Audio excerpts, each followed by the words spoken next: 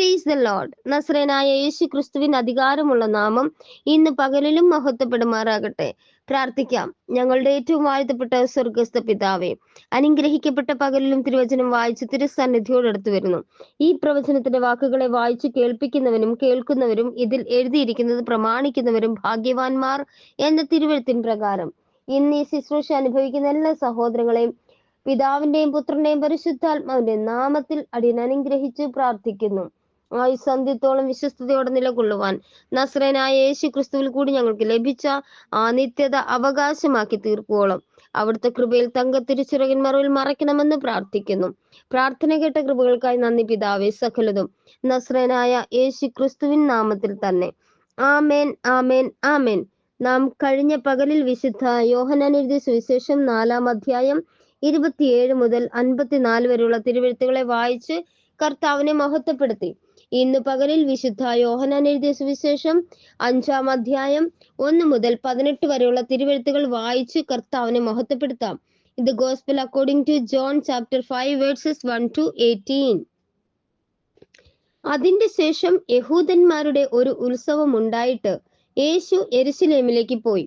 യെരുശലേമിൽ ആട്ടുവാതിൽക്കൽ ബെഥേസ്ദ എന്ന് എബ്രായ പേരുള്ള ഒരു കുളം ഉണ്ട്. അതിന് 5 മണ്ഡപം ഉണ്ട്. അവയിൽ വ്യാധിക്കാർ, കുരുടർ, മുടന്തർ, ക്ഷയരോഗികൾ ഇങ്ങനെ വലിയൊരു കൂട്ടം വെള്ളത്തിന്റെ ഇളക്കം കാത്തുകൊണ്ട് കിടന്നിരുന്നു. അതത് സമയത്ത് ഒരു ദൂതൻ കുളത്തിലിറങ്ങി വെള്ളം കലക്കും. വെള്ളം കലങ്ങിയ ശേഷം ആദ്യം ഇറങ്ങുന്നവൻ ഏതു വ്യാധി പിടിച്ചവനായിരുന്നാലും അവന് സൗഖ്യം വരും. എന്നാൽ 38 ആണ്ട് രോഗം പിടിച്ച് കിടന്നൊരു മനുഷ്യൻ അവിടെ ഉണ്ടായിരുന്നു. അവൻ കിടക്കുന്നത് യേശു കണ്ടു.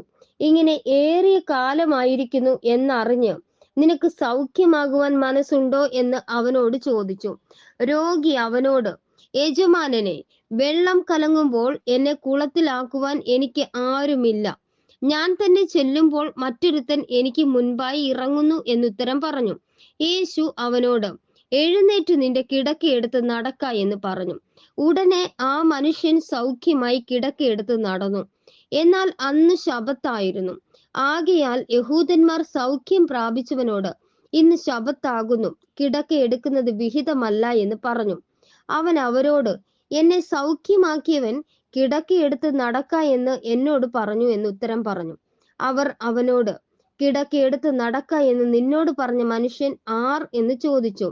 എന്നാൽ അവിടെ പുരുഷാരം ഉണ്ടായിരിക്കയാൽ യേശു മാറിക്കളഞ്ഞതുകൊണ്ട് അവൻ ആരെന്ന് സൗഖ്യം പ്രാപിച്ചവൻ അറിഞ്ഞില്ല.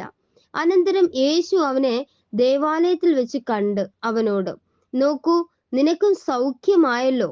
അധികം തിന്മയായത് ഭവിക്കാതിരിപ്പാൻ ഇനി പാപം ചെയ്യരുത് എന്ന് പറഞ്ഞു. ആ മനുഷ്യൻ പോയി തന്നെ സൗഖ്യമാക്കിയത് യേശു എന്ന് യഹൂദന്മാരോട് അറിയിച്ചു. യേശു ശബ്ബത്തിൽ അത് ചെയ്യുക കൊണ്ട് യഹൂദന്മാർ അവനെ ഉപദ്രവിച്ചു. യേശു അവരോട്, എന്റെ പിതാവ് ഇന്ന് വരെയും പ്രവർത്തിക്കുന്നു, ഞാനും പ്രവർത്തിക്കുന്നു എന്നുത്തരം പറഞ്ഞു.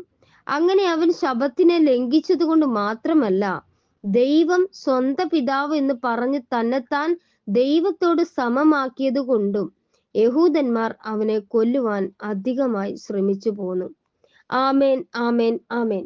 ഞങ്ങളുടെ ഏറ്റവും വാഴ്ത്തപ്പെട്ട സ്വർഗസ്ഥ പിതാവേ, അനുഗ്രഹിക്കപ്പെട്ട തിരുവെഴുത്തുകൾക്കായി നന്ദി കർത്താവേ. ഇന്ന് പകലിലും ഈ ശുശ്രൂഷ അനുഭവിച്ച എല്ലാ സഹോദരങ്ങളെയും അവിടുത്തെ കരങ്ങളിൽ ഒരിക്കൽ കൂടെ താഴ്ത്തി തന്ന് പ്രാർത്ഥിക്കുന്നു. നിന്റെ മക്കളുടെ ജീവിതത്തിൽ ഈ തിരുവചനങ്ങൾ നിന്റെ മക്കളുടെ കാലിന് ദീപവും പാതയ്ക്ക് പ്രകാശവും ഉള്ളതാക്കി തീർത്ത്, ഇതാകുന്നു പാത, ഇതിലെ നടന്നുകൊള്ളുക, ദൈവ ശബ്ദം കേട്ട് ഓരോ നിമിഷവും സഞ്ചരിക്കുവാനും, ഹല്ലേലൂയ, നസ്രേനായിരിക്കുന്ന യേശു ക്രിസ്തുവിൽ കൂടി ഞങ്ങൾക്ക് ലഭിച്ച ആ നിത്യത അവകാശമാക്കി തീർക്കുവോളം അവിടുത്തെ കൃപയിലും തങ്കത്തിരിച്ചിറകിൻ മറവിലും മറയ്ക്കണമെന്ന് പ്രാർത്ഥിക്കുന്നു. പ്രാർത്ഥന കേട്ട കൃപകൾക്കായി നന്ദി പിതാവേ. സകലതും സകല ഭൂലോകരുടെയും അധോലോകരുടെയും സ്വർലോകരുടെയും മുഴങ്കാലുകൾ ഒക്കെയും അടങ്ങുന്ന നസ്രേനായ യേശു ക്രിസ്തുവിൻ അധികാരമുള്ള നാമത്തിൽ ചോദിക്കുന്നു പിതാവേ. ദയമൂലം കേട്ട് ഉത്തരമരുളുമാറാകണം സ്വർഗസ്ഥ പിതാവേ. Amen, amen, amen. Thank you, Lord Jesus Christ of Nazareth. God bless you all.